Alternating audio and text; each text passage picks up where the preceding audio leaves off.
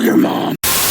Looks like we're talking about hugwolves, yet another monster to the bestiary, though this is technically the first kind of lycanthrope that we've covered so far. Now, hugwolves are a unique kind of lycanthrope, descending from the original variant of werewolves and distant relatives of that of wolves. So as per usual, let's start with their appearance. Physically speaking, they are relatively simple. While untransformed, they are no different than your average denizen of Ooo. Currently, it is unknown if creatures aside from humanoids can become hugwolves. Regardless, even in their humanoid form, certain aspects of their stats bleed through. This usually shows itself for an odd fondness for hugs, taking opportunity to hug someone under any circumstance. People who are newly transformed show this to a lesser degree while in the earlier stages of transformation. However, this all changes when they are transformed. Upon transforming, all human features except clothing disappear, with most of their features being replaced with wolf-like attributes, such as canine teeth, fur, a tail, and a snout. An odd addition would be located with their hands. Their fingers, palms, and everything there fuse into one heart-shaped lump, removing their ability to grasp objects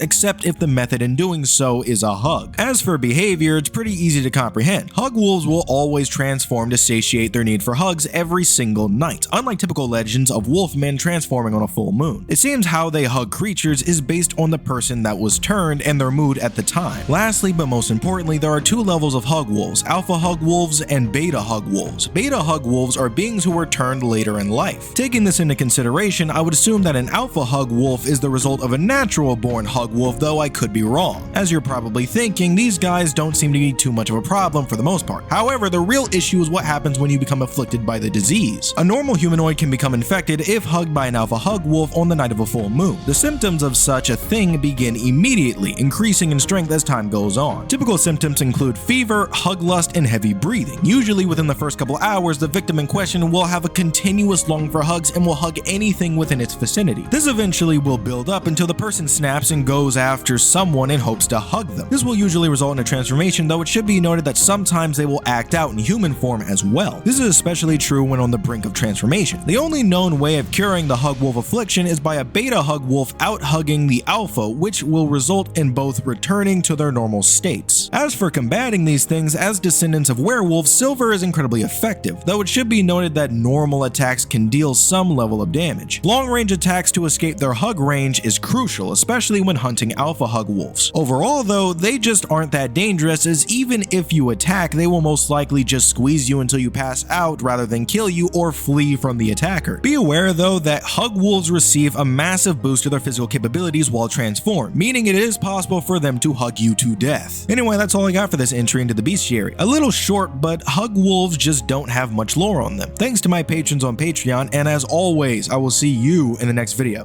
Bye.